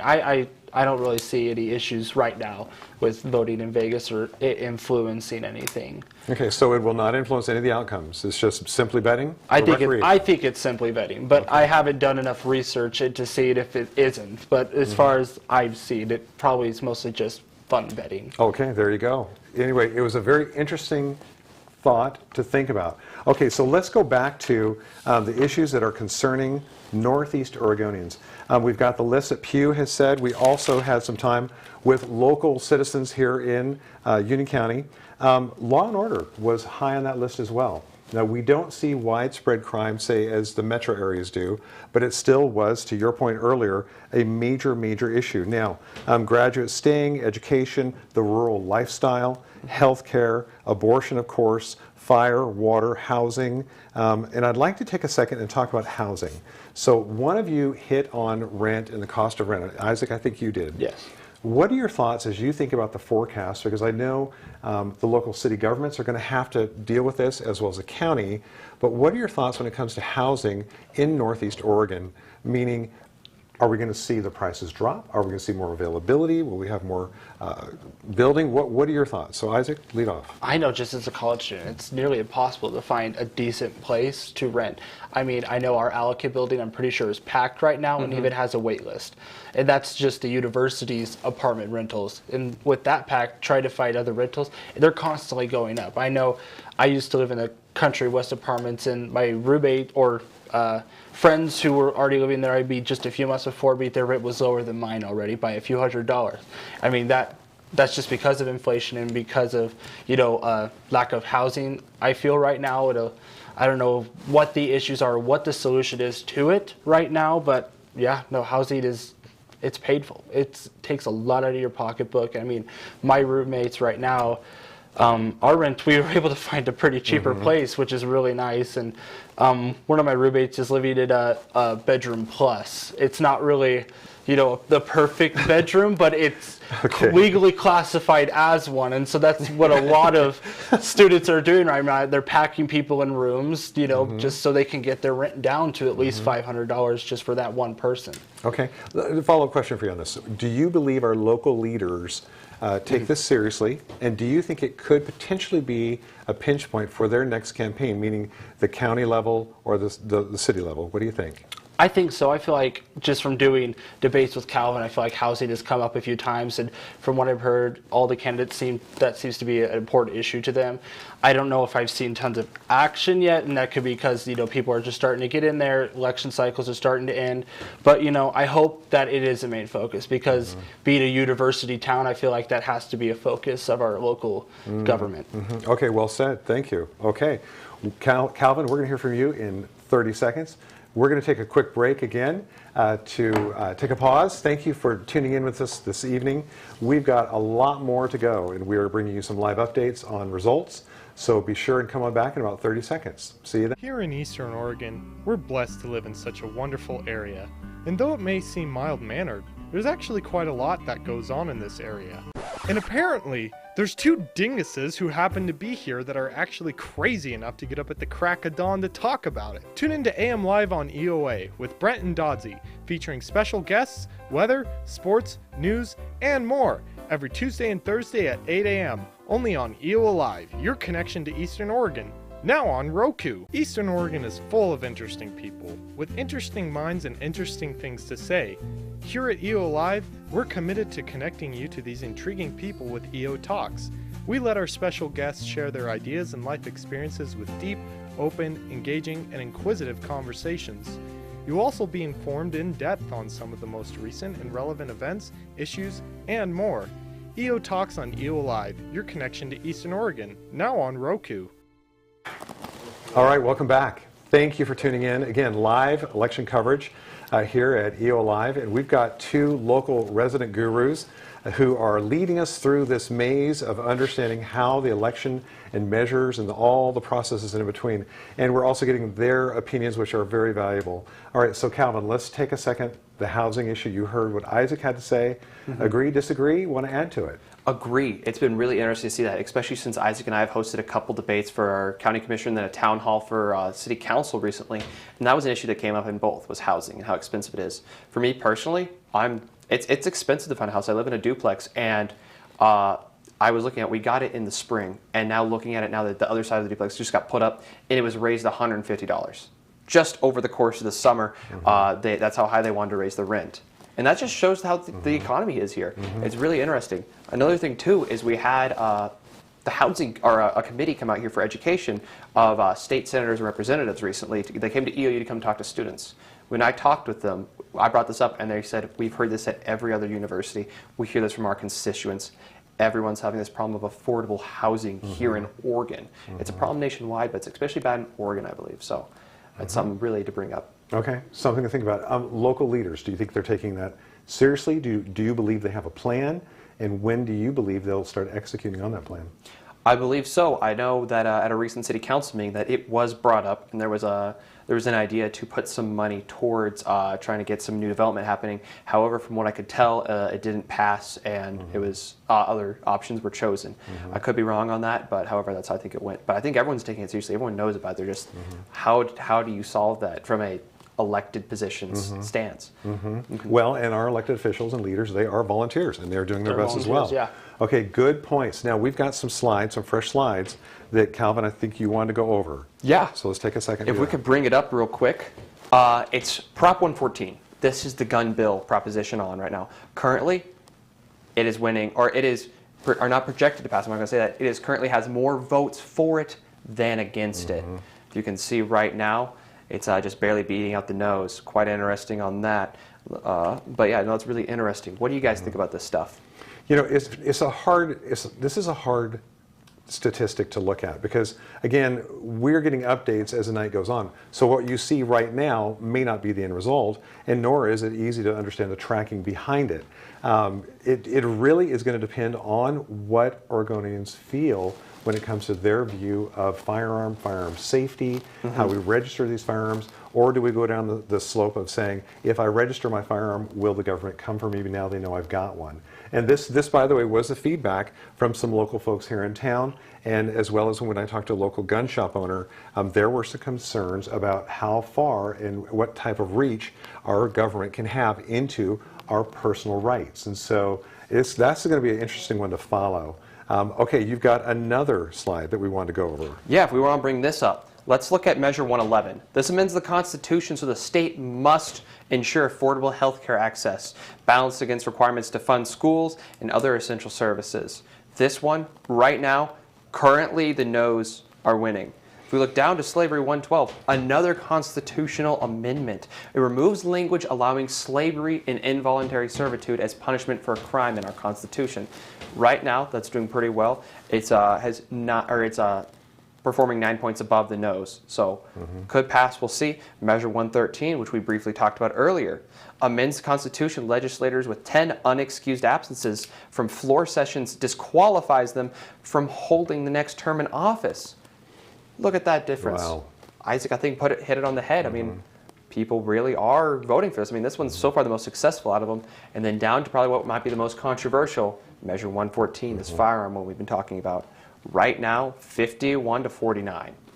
And I'm really shocked to see that more politicians, Democrats and Republicans, weren't pushing for Oregonians to vote no on Measure 113. Just because we saw it when Christine Drazen did it in the House back during cap and trade, and we saw it when Democrats in Texas did it for policy they were going to pass as well. I feel like this would have been important for both parties because you never know who's going to be in control, even in a blue state or red state. So I'm shocked there wasn't more pushing for it not to be passed by politicians all around, Democrats and Republicans.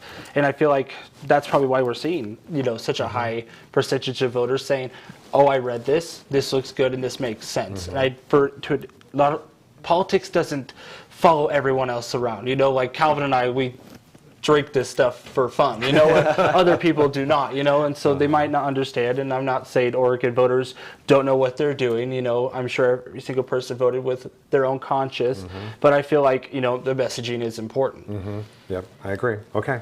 Any other information you want to share? We've got some governor news, I believe. Yes, Senator. I was going to bring up the U.S. House of Representatives in Oregon, which is interesting. So let's talk about Oregon's 2nd District. Like we projected earlier, Cliff Bentz is leading very well. The race has not been called yet, although I feel safe in calling it. I feel like Cliff Bentz is going to win.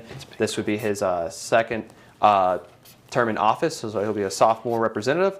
If we look at the competitive District 5, interesting enough, this is the district that represents South Portland, half of Deschutes County, including Bend, Oregon. And right now, Lori Chavez, the Reamer, is leading the ballot. And if we move down to the also other very tight U.S. House district in Oregon, the 6th district, the Democrat Andrea Salinas is currently leading as well. Although it's a tight race, we'll see how those two progress throughout the night.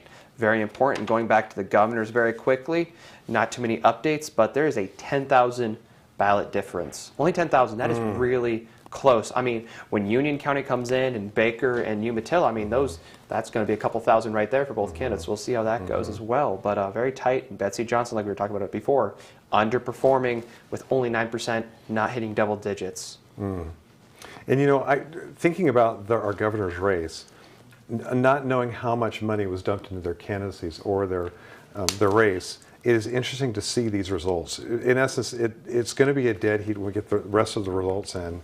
But Betsy surprised me. Absolutely no, not a contender at all. Okay, all right. Perfect. Okay, so we've got a few more items to go over this evening. Thank you guys again for your information, your expertise. We're going to take another quick break, but we will be right back.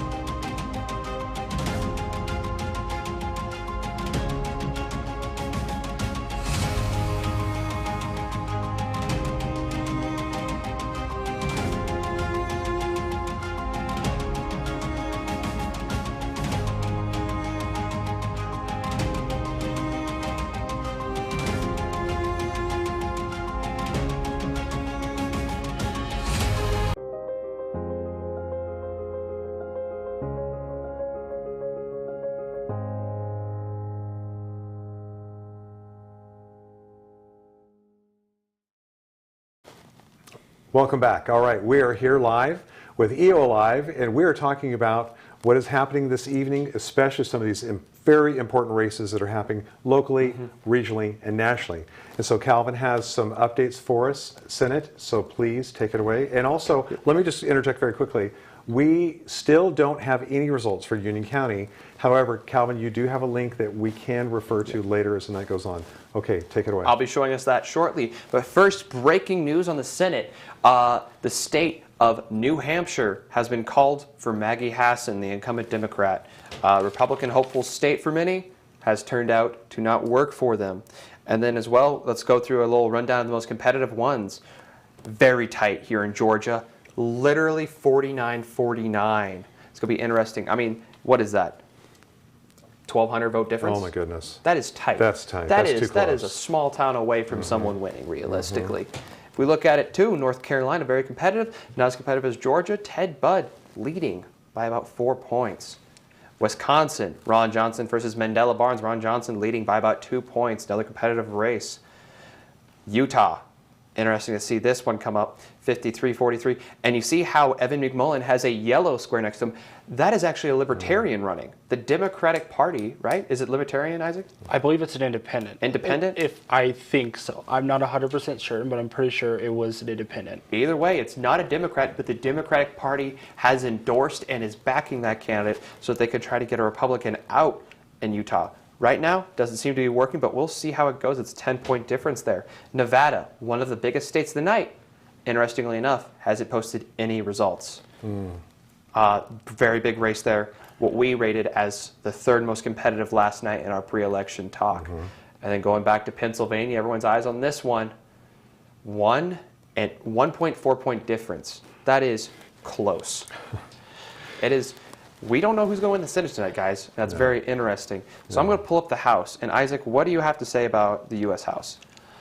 So, yeah, the House right now, currently based on the statistics that I'm reading, is Republicans have 180 seats, so they flipped 6 seats, and the Democrats currently have 149 seats, and they have also flipped 1 seat. So just based on those projections, I can't tell you who's going to get the House right now, but in order for either party to control the House, they're going to need 218 people in there. And with Republicans flipping 5 seats, which is what they needed to get that majority, it's looking like that's most likely what will happen. But that's just a prediction right now. We don't know. Anything could happen. The Democrats could flip 5 seats as well, and we're right back to where we started. Interesting. Let's take a quick dive into Oregon and check in on our races. Yep, Cliff Bentz has been called to win this race. However, as we see, Oregon's 4th district surprisingly red right now. That was not projected to happen. I don't have any details from what I'm seeing right here, but I mean, looks like the two districts up here were called for Democrats. Tilt blue and 2 tilt reds in Oregon. This was odd to see in what has been classically considered a blue state. So yeah. Okay, interesting. So this has been a powerful night, as well as seeing some changes that we're not seeing going forward, but yet if you look at the red and the blue, we still don't have some finals on a lot of what we're looking at. We do have some calls that have been made. So here's where we're at as of this minute. As we've gone through the national and regional polling, as well as the results, Isaac and Calvin have led us brilliantly through their commentary, and I thank you, gentlemen, for that. Thank you. Thank you. We are also waiting to get results in from Union County.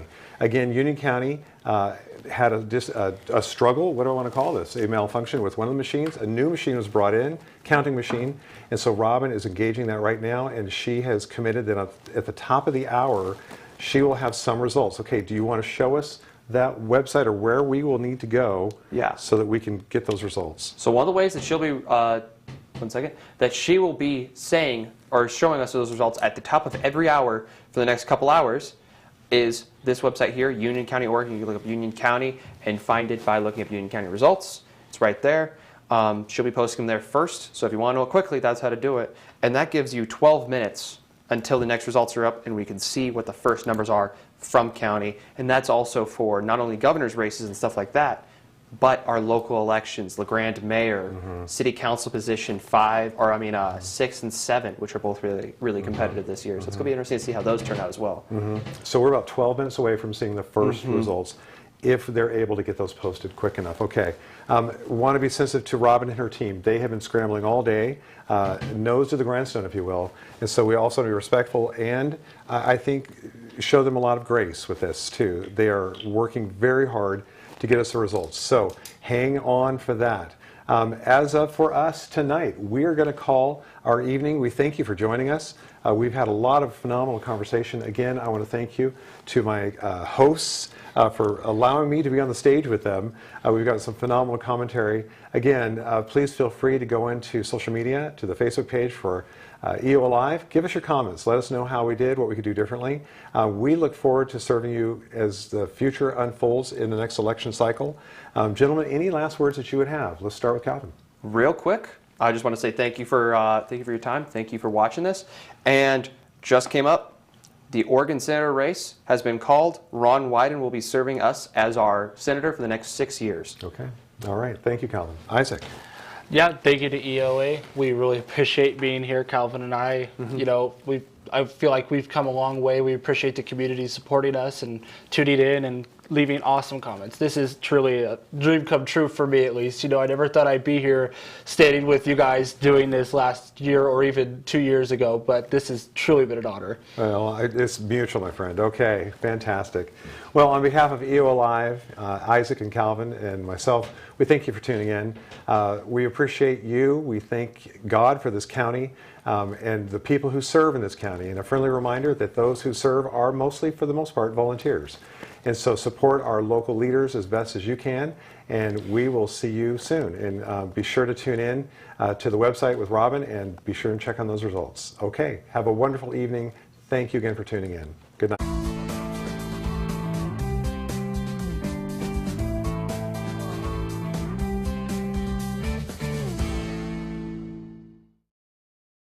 Results.